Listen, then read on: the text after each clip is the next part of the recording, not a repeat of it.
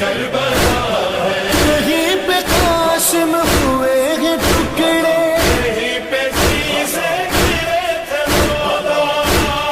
कहीं सकीना सुमों से लिपटी, है यही गरीबी को है ठिकाना।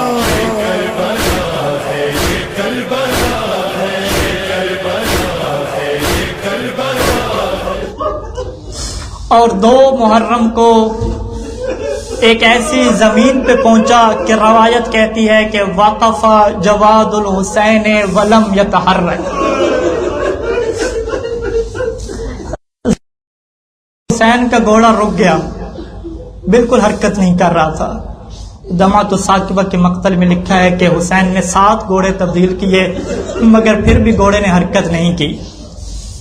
روایت کہتی ہے کہ اس طریقے سے گھوڑا رک گیا اور حرکت نہیں کرتا تھا کہ جیسے اللہ نے ناقہ نبی کو حدیبیہ کے مقام پہ روک دیا تھا۔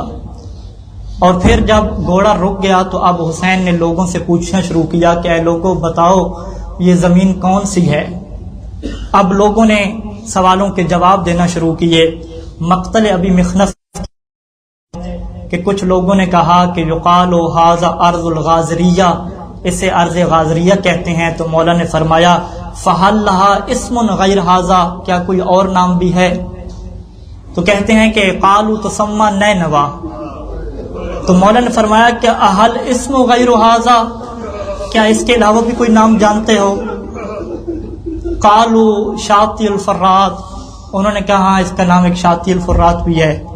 مولا نے فرمایا کہ حل لہا اسم غیر ھذا، پھر کہیں سے آواز آئی تو سما کربلا،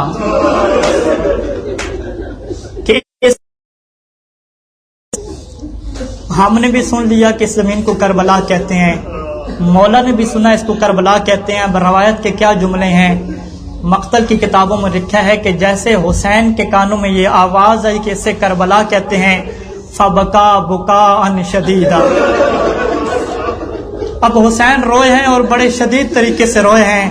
اب رونے کے بعد حسین نے دعا مانگی، اس نے کہا تھا کربلا، اب حسین نے کیسے دعا مانگی، کربلا کا نام کس انداز میں لیا؟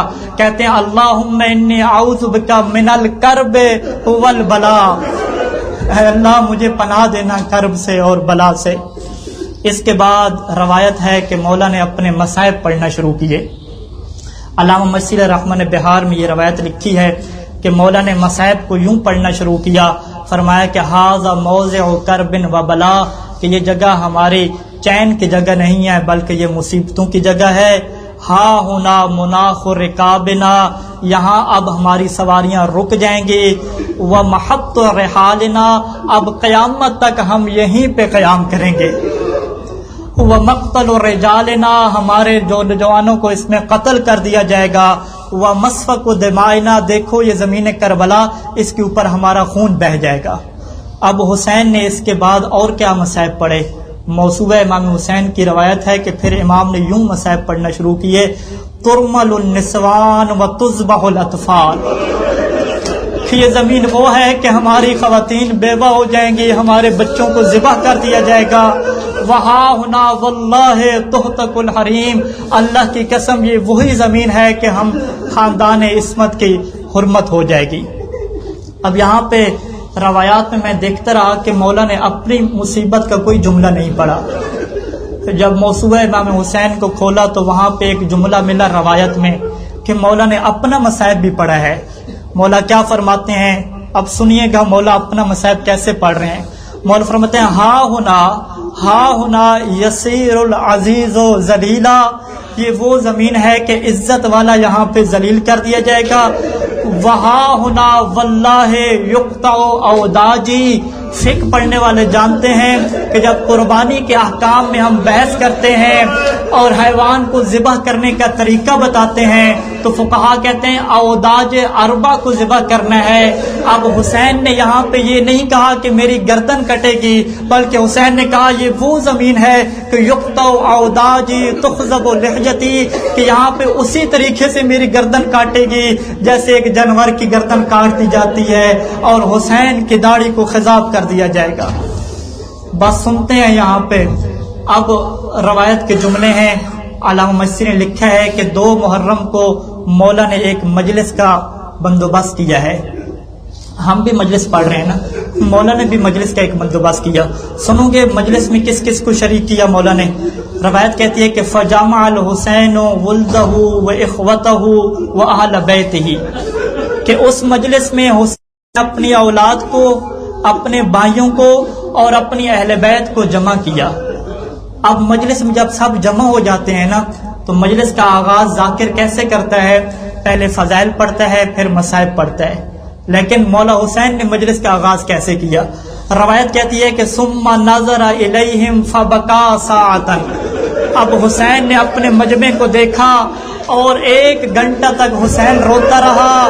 1 گھنٹہ رونے کے بعد حسین نے اپنی فضیلت کا 1 جملہ پڑھا ہے اور مصیبت کے 2 جملے پڑھے ہیں. بس یہ میں سن کے اپنی زحمت کو تمام کروں گا. مولا نے فضیلت کا 1 جملہ کیسے پڑھا؟ مولا کہتے ہیں اللہم انا عطرۃ نبیک محمد، اے اللہ ہم تیرے نبی محمد کی عطرت ہیں. بس فضائل ختم ہو گئے. اب فضائل کے بعد مصیبت کا جملہ کیسے پڑھا؟ وقد اخرجنا وطردنا وازعجنا من حرم جدنا، کہ ہمارے جد کا، اے اللہ تیرے نبی کا وہ حرم تھا لیکن ہمیں وہاں سے نکال دیا گیا. صاحبان فکر بیٹھے ہیں، مولا نے یہاں پہ 3 الفاظ استعمال کیے ہیں، قد اخرجنا وطردنا وازعجنا. اور ہم جانتے ہیں کہ وہ یہاں پہ تفسیریہ ہے. اخرجنا ہمیں نکال دیا. اخرجنا کا مطلب ہے بغیر کسی وجہ کے کسی کو نکال دینا. لیکن لغت میں جا کے دیکھنا طاردا کا کیا مطلب ہوتا ہے. طاردا اس نکالنے کو کہتے ہیں کہ جس نکالنے میں اگلے کی حقارت کی جائے، اگلے کی ذلیل و بےزتی کی جائے. اور پھر ہم سب جانتے ہیں کہ جب کسی کو نکال دیا جائے، نکالنے کے بعد کا مرحلہ ختم ہو جاتا ہے. لیکن مولا نے تیسرا اپنی مصیبت کا لفظ کہا کہ وہ زعجنا، ہمیں نکالنے کے بعد ہمیں مسلسل پریشان کیا گیا، ہمیں مسلسل پریشانی میں مبتلا رکھا گیا. یہ مصیبت کا پہلا جملہ. اب مصیبت کا دوسرا جملہ کیا ہے؟ وتعدت بنو امیہ، بنو امیہ نے اب ہمارے اوپر فقط پریشان نہیں کیا، ہمارے اوپر ظلم کے پہاڑ ڈال دیے. مجلس ختم ہوئی. اب حسین نے بددعا کے لیے، دعا نہیں بددعا کے لیے ہاتھ بلند کیے اور کہا اللہم فخذ لنا بحقنا، اے اللہ ہمارے حق کو تو لے گا، وانصرنا علی القوم الظالمین، اور ظالموں کے اوپر ہماری مدد کرے گا. اب ایک اور روایت پڑھنا چاہوں گا. ایک روایت میں یہ ہے کہ جس روایت کو میں نے کافی ڈھونڈا تو مستدرک کے وسائل میں اور دیگر کتب میں یہ کو مولا نے خریدا تھا، اور خریدنے کے بعد مولا نے ان کو صدقہ دیا تو 2 شرطیں رکھی تھیں. ان 2 شرطوں کے اوپر اگر آپ غور کریں تو وہ شرطیں حسین کے اپنے لیے نہیں ہیں. ان 2 شرطوں میں حسین کو فکر ہے تو اپنے ظاہر کی فکر ہے. حسین کہتے ہیں کہ زمین میں نے تم سے خرید لی، تمہیں صدقہ کر دی، لیکن شرط کیا ہے کہ دیکھو میرے مرنے کے بعد میری قبر کی زیارت کرنے والا اگر کوئی آئے اور اسے میری قبر کا پتہ نہ چلے تو ارشد قبری، تمہاری یہ ذمہ داری ہے کہ میری قبر اسے.